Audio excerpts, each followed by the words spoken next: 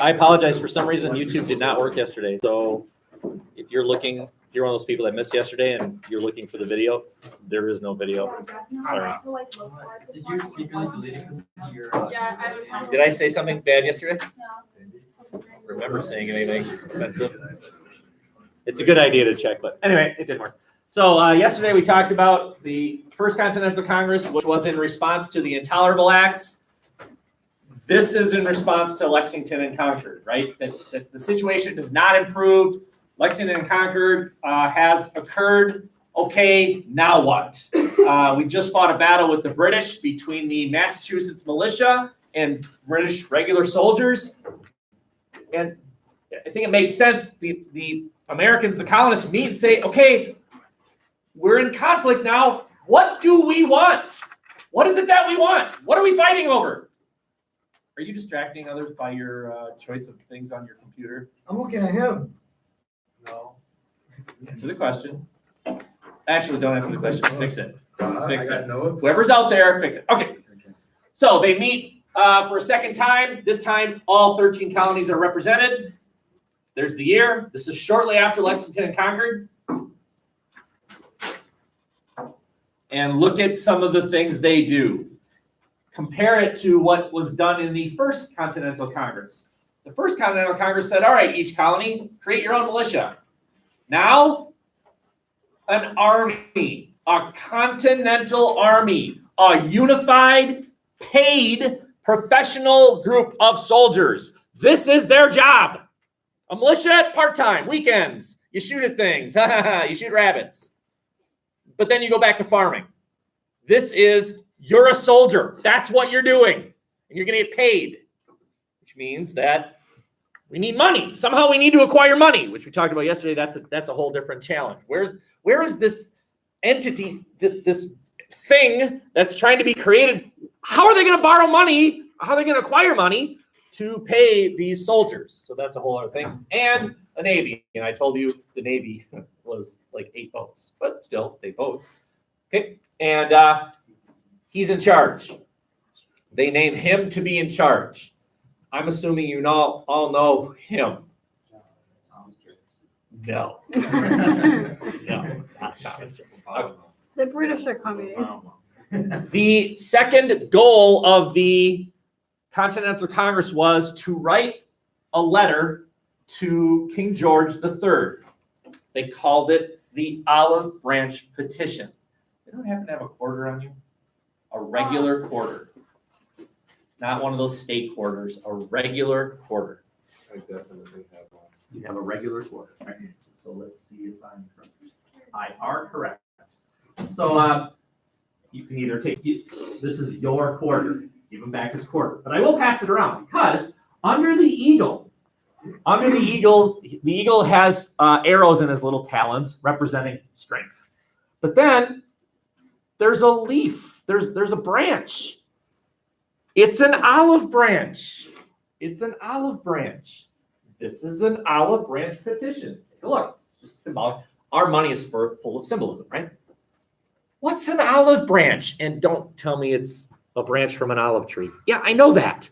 But does anyone know the biblical reference of an olive branch? Does anyone know what we're talking about? Go ahead. Peace, yes. That's right. You're giving me the meaning. Does anyone know the Bible story? Go to Sunday school. Okay, when Noah, on however many days that Noah was on the boat, and he sends out a bird to see if there's land out there, and the bird flies back with an olive branch in its beak, right? Signifying that God's not mad anymore, right? Enough rain. It's a time of peace. That's the point of this letter. So let's write a letter to Georgie, King George III, saying, can we chill? Can we just calm down now? We'll calm down. You calm down. Yes, we killed each other at Lexington and Concord, but let's just chill. Okay, that's the whole point of the letter. So a group of people is in charge of writing this letter. Just in case that doesn't go well, let's also write a Declaration of Independence. Woo. Just in case George doesn't read the letter the way we hope he reads the letter, let's create a third group of people. So the Continental Congress was divided into thirds. All right, you people, create an army, create a navy. You people, write up a letter that we'll send to George. You people, write a letter declaring independence. It's the Declaration of Independence. And then, if we're independent, that means we now are our own government. We need to create a government document. How are we going to run ourselves? So let's create a constitution. I'm sure many of you know this, but the original constitution is not the constitution that we have today. The original constitution was called the Articles of Confederation. Right? Let's set up a government. And in that government, I guess we could call them state now. If we're going to declare independence, these are no longer colonies. Each state got one vote. 13 colonies, 13 states. Each state gets one vote. Okay? And let's make sure that let me start that sentence over again. In this document, there was nothing about rights mentioned. There's no free speech. There's no freedom of the press. There's no freedom of religion. There's no freedom of this, no freedom. There was no Bill of Rights. What entities existed to protect your rights? That was left up to states. States were given the responsibility. You come up with your own rights that exist within your state. The national government that we're creating in this thing will not address rights of citizens. States will do that. And obviously, later on, Americans would think, that's not a good idea. The national government should do that. And then, so they would come up with the Bill of Rights. But that's later. Okay? So let's prepare for conflict. Let's write a letter to avoid conflict. Let's set up a government just in case there is conflict. Okay? It's a very logical flow of ideas. Okay? Any questions there? Okay, very good. There's absolutely no taking value. I just really like this map. Right? So USA, land of the free and the brave, etc. Disney is somewhere over here. McDonald's is over there. And there are commies down here, and smelly people with big hats are Mexico. Here be dragons. Here be something else. Commies live over there. I just like it. I just really like it. Canada is our friendly but backward neighbors. Go away. No TV or Europe. escalators. Go see the Europe has Queen. no TV or escalators. Yeah. Go see the Queen. You don't got escalators? That's right. Europe has no escalators. Deal. Okay. I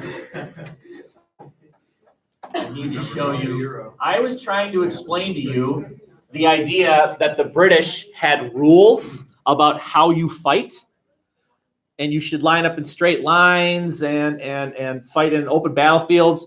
And but I found this, and this explains it better than I would explain it. So this is all about the British belief in how you fight wars. Okay, have you seen this before? Have you ever heard of the whitest kids you know? Maybe. All right, men. Here comes the American Army. Let's look sharp. Remember, the first impression is the lasting impression. My God. They haven't even got proper uniforms on. All right. Okay, all right. No guffawing, no guffawing, no guffawing. Whew, here we go. Oh, I say hello there. Yes, hello. You are the American Army, I presume. Very good. Yes, I am Commander Livingston of His Majesty's Royal Military, and we are here to do battle. Although, I do believe that we did agree upon noon. Is that correct? But it's not a problem. It's all right. It's just in the future when you say you're going to be someplace, it's and everything. Okay, very good, very good. Shall we have at it then? All right, would you like to take a few moments to get ready? You're ready now. They're ready now. It's probably a formation there. All right. No guffawing. I said this. Okay, very good. Very well, since we are the assaulting army, you have the privilege of taking the first volley, right?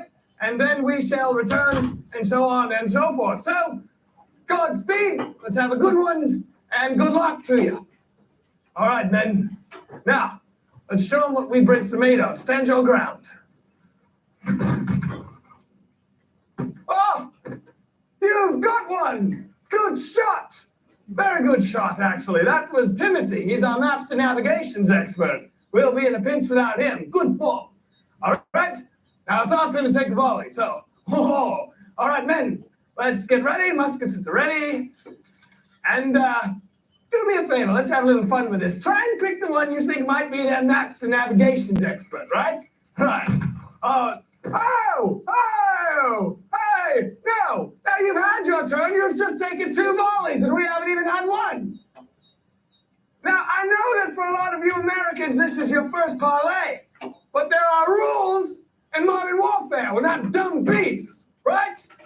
Now, since you've taken 2 volleys, we will take 2 volleys, and then you may return fire. You're, in effect, losing a turn. Right. Hi! Now you know the rules. I've just explained them to you. This battle's barely even started yet, and I'm down to only a handful of men. You're doing very poorly in this war, I might say. Now, we will take 3 volleys, and I do believe we should be allowed the privilege to move forward 5 meters because of your willful violation.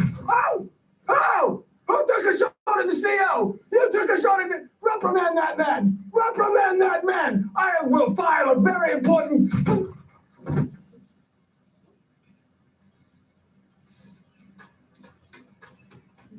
Okay.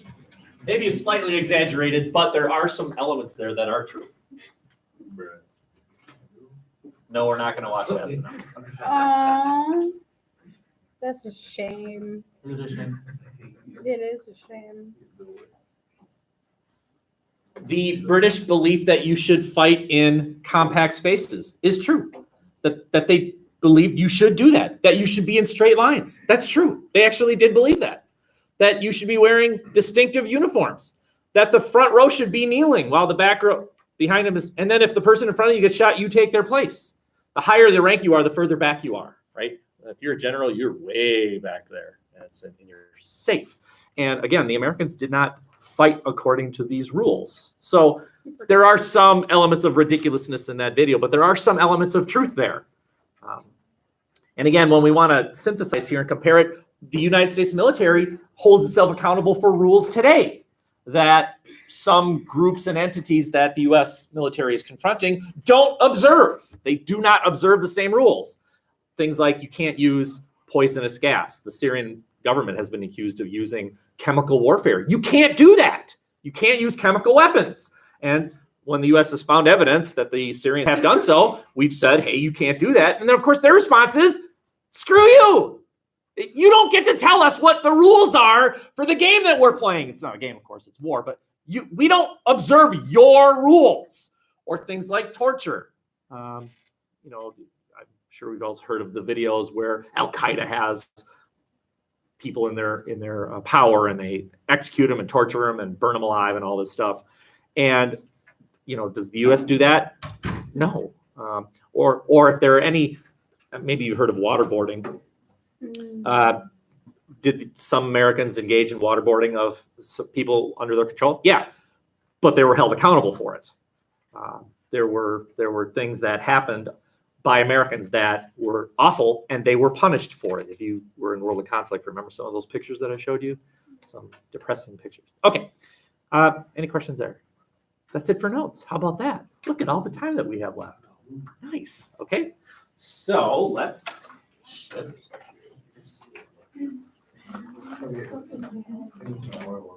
I want us to revisit. Right now, we're working on thinking about paragraph number 1. So maybe get this out. Get out anything that is part of your world as far as the writing of Blue Book essay. I'll give you a minute here. Retrieve anything that is part of your world as far as Blue Book essay writing. And if you need another sample essay book, I've got, this box is always full of sample essay books.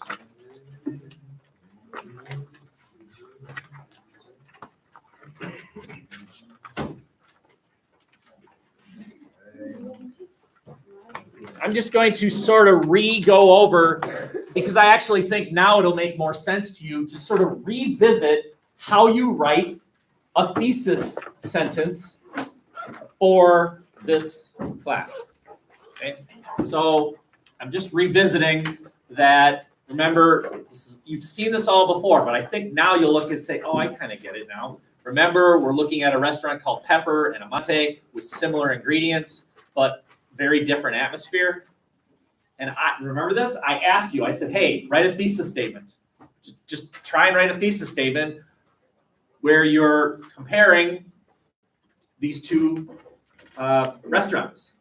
Okay, do you remember the sentence you wrote? Maybe you do, maybe you don't, right? Remember I had a bad one, and I said, all right, how many of you wrote something like this? I'm gonna compare two pizza places. It's terrible because it does not have the three required ingredients. It does not have the three required ingredients that you need for a thesis statement. The two things you're comparing, ingredients and atmosphere, and then judgment. Those are the three things. You need what you're comparing, and you need judgment. Okay, and remember, I remember most of you said something like this. Well, peppers and Amante have similar ingredients, but the atmosphere set them apart. Do you remember what's missing here? What's missing? What? So what, or strongly worded? I'd say it's strongly worded. What don't I know though? Look at this thesis. Opinion. Pepper and Amante have similar ingredients, but their atmosphere set them apart. Yeah, I don't know what you prefer. I need judgment. I need a winner. There needs to be a winner and a loser. And then I showed you this one.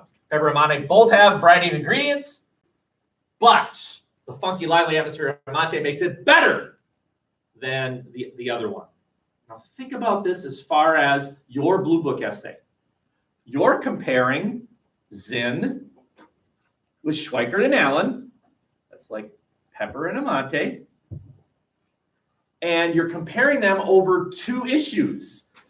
Pepper and Amante, it was ingredients and atmosphere. For you, it's, I don't know, what is it? Is it Columbus? Is it culture? Is it the reason the Europeans explored the Americas? You get to pick two out of those three. So all you need to do, I'm simplifying this a bit, but think about this. All you need to do is every time it says peppers, put Zinn. Every time it says Amante, put Schweikert and Allen. Every time it says ingredients, put your first issue. And every time it says atmosphere, put your second issue. And create your thesis. Okay? How are we doing now? If I said right now, write for me your thesis statement for your Blue Book essay, could you do it? You should be able to do that. Okay, so here's a restatement of what we're going on here. Here's the thesis statement again. And what I've done is I've highlighted in various colors what it is. So there's issue number 1, there's issue number 2, there's Zinn, there's Schweikert and Allen, and there's the judgment. Write your thesis statement the same way, only you have words like Zinn and Schweikert and Allen and Columbus and superior culture, or the reason the Europeans decided to cross the Atlantic. And then look, that one's interpretation was more valid than the other one's interpretation. Okay, blah, blah, blah, blah. Okay. So this is what we're going to do. The rest of today is dedicated to you making a good faith attempt at writing paragraph number 1. I'm going to talk through how this person wrote an intro paragraph about Pepper and Amante. And then you're being given the responsibility of taking a shot and writing your first paragraph for your Schweikert and Allen versus Zinn Blue Book essay. And you can do it in here, or you can maybe do it in a notebook first and then look at it, fix it, and then put it in here. And remember, whatever you put in here is not graded.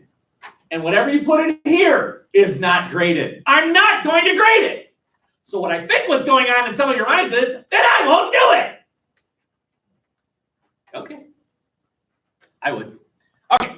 So the first thing you got to do is you got to hook me in, man. You got to hook me in. Bring me in. Make me interested. And there are lots of different strategies. The most basic is ask the question. What's the question? Here, the question is, which is a better restaurant between Pepper and Amante? What's the question you're answering in your Blue Book essay? Can someone raise your hand right now, and I call on you, and you say, the question we're answering is, yes. Which historian is right? In a sense, that's what you're answering. Which historian has a more accurate interpretation of those two issues that you've chosen? Okay, that could be your hook. Don't say, which historian is right, question mark. That's weird. Try and be a little more specific than that, but that is a hook possibility. Or you could be a little bit more creative and do what this person did. The hook is you putting the plates on the table. The food is right here. What food they eat is the thesis.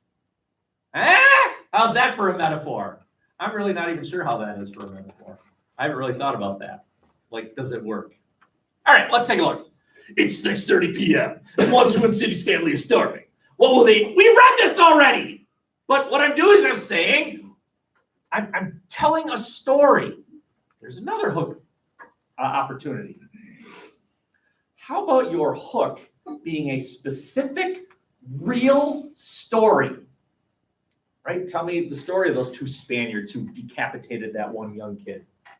And how Zinn uses stories like this to portray the Spanish as awful, whereas Schweiger and Allen sort of suggest that that's the anomaly, that's the rarity. Did those things happen? Yeah, sometimes, but that's not really an accurate representation of Spanish behavior, right? If I wanted to, I could say, well, Americans are terrible. Did you know that?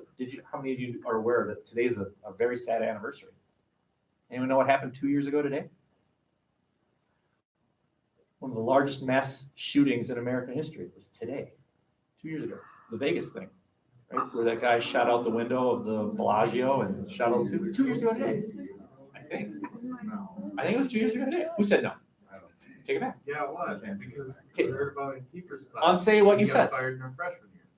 Unsay what you said. Okay, well, this video will not be used. Keeper was not fired. He resigned. Okay. Oh, no, he didn't. Moving on. Okay. Tell me a story or tease the story. And then I've seen other students do this. You start the story in the paragraph 1, you finish it in the 6th paragraph. Nice. Okay, that's a good hook. Awesome. Okay. Just bring me in. Now, I realize that this is your first Blue Book essay. I am not going to be reading your hook like, yes. Right. If you want to just ask the question, fine. Be more creative in future Blue Book essays. I'm not going to be overly nitpicky about the quality of your hook. So don't get stuck on the hook. If you're stuck, just ask the question. Which historian has a more valid interpretation of the role of Columbus and what culture is superior between Schweikart and Allen and Zinn? Great. Question mark. Perfectly good hook this time. Right? The roadmap is the identification of the things you're comparing.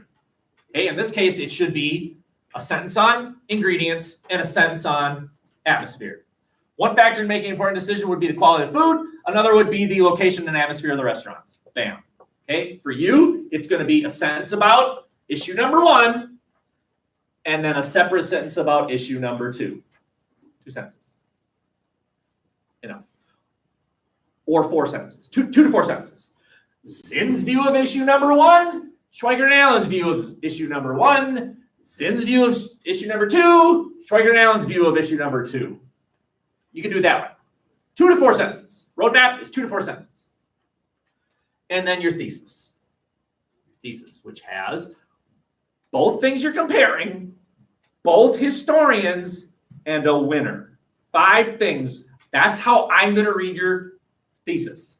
Do you have 5 things in your thesis? Issue number 1, issue number 2, Zinn, Schreiker, and Allen, winner. That's how I'm gonna write. Okay? Okay, so before I kind of let you go and have you take a shot at this, do you have any general questions?